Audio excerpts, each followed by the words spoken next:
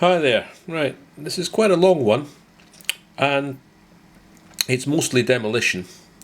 There's some building in it as well, but it does include a pro tip, and I've managed to mute the swearing.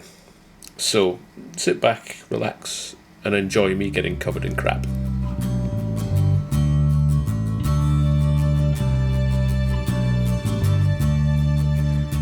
And there we have it. Woohoo! For the first time in many years, we have two rooms. That's the starting point. That's the hardboard up on that side. We need to get the last couple of noggins in, and the insulation, and the hardboard up on this side, and the plasterboard, and then we move upstairs again. And here we have the lovely roll, acoustic roll, going in the hole. Yuck! Pro tip: try to cut rock wool or acoustic installation, that kind of shit. Measure the gap between your joists. Then, on a bit of ply on your trestles, measure the width you want. Stick a bit of timber down, and if you hold the timber down really tight and then run a saw along the edge, you can cut it. It doesn't get all messy, and in no time at all, ta-da! Ready to go in the holes. And we have insulation. Yay! Look at that lovely new wall, and the start of the opening for the stairway, the new stairway. And we'll get to that eventually. And round the other side, we've moved a bit of the sofa in. So lovely new wall on what will be Zera's bedroom, but for now is kind of a temporary sitting room and junk storage area.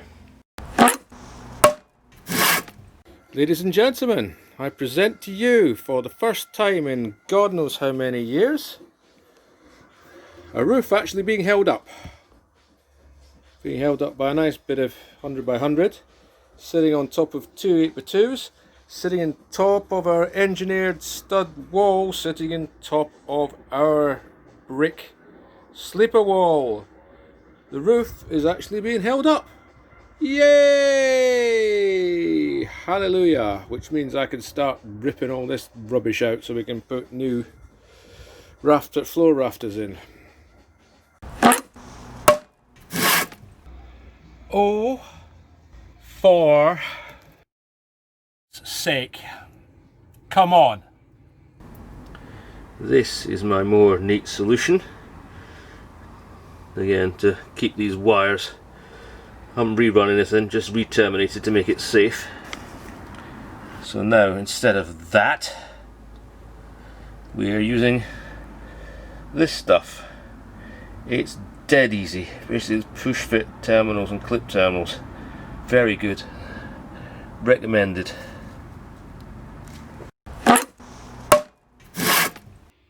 More investigations. Now, you remember I was very happy earlier telling you the roof was being held up for the first time in many years. Well, things have moved on. There's the new piece of timber holding everything up. That's just a temporary piece till we get the new purlin in. Just to hold everything up, because there's got to be a new purlin going in round about there.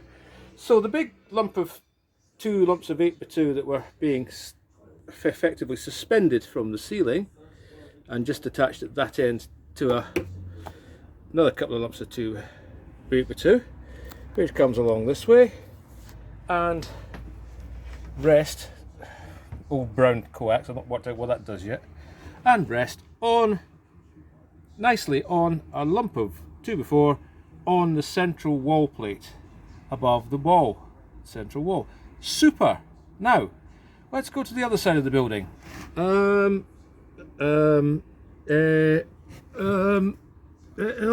we are.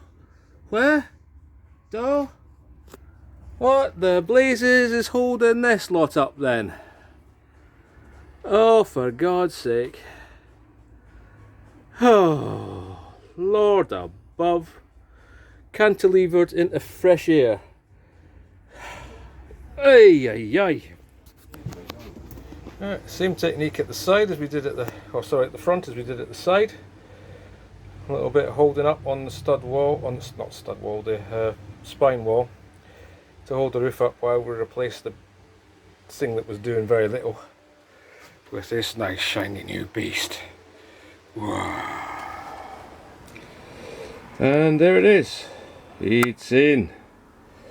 The beast. 3 lumps of 8x2, all bolted together, sitting on the wall plate at either end, ready to hold up my roof and my floor for the new room.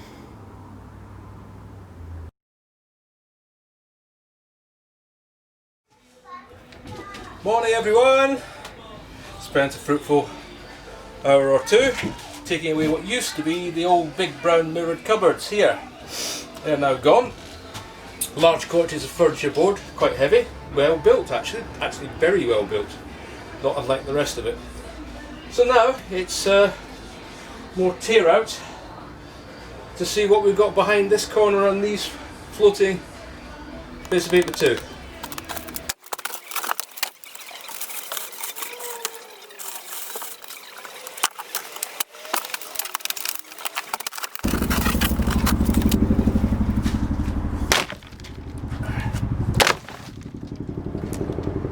Well, that's the next batch of wood arrived. That's why I had to stop taking the plasterboard down. Hey, that's about that's all the purlins and all the posts hopefully, and probably about half of the 8x2 that we need, but gets us forward. So this is a bit different. All the floor up, all the plasterboard down, well at least at this end, and about to finish all the plasterboard down at that end, and then we can start ribbing this stuff out, which is doing nothing except holding stopping the roof blowing away. Okay then, not content with having the side of the house's roof holding up 2 bits of 8x2, they've managed to do it on the other side as well. So at the front we have the big lump of 2 lumps of 8x2, which at that end weren't supported by anything, as I showed you earlier. And you come along, and you come along, and you come along, and you come along, and you come along, and there, basically, it's into a joist hanger at that side. So, supported at that end, I think, because it's the piece running at 90 degrees to it, should be resting on the bedroom wall below and the bathroom wall over here. But that, again, 2 pieces of 8x2 are being suspended by my roof. For sweary, sweary, sweary, sweary, sweary, sweary, sweary.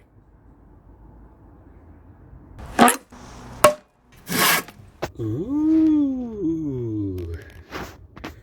lots of interesting cabling, bare wire at the end. I believe that's what the electricians call VIR, or vulcanized Indian rubber.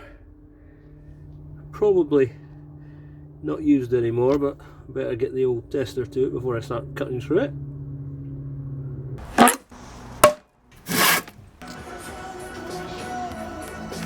Right, just to add insult to injury, remember the end of this one that's wobbling around? That was sitting on top of basically nothing. Yeah? On top of the lath and plaster. Well, if you look along the board a bit, oh look, there's a joist hanger. There's a joist hanging off of that. What's that supporting? Oh, the top of me bloody stairs. Oh, lads. And then, as I'm taking the plasterboard down, I find that the only thing actually holding the banister in position was the bloody plasterboard. Nothing else. For goodness sake, guys. Well, it's taken nearly all day, but that's all the plasterboard off. And most of the insulation from behind the plasterboard over in the corner there, it's all going to go outside. Now I've just got to lift all the insulation from in behind. But that is enough for now. I'm going to get a drink and wash some of this crap off me.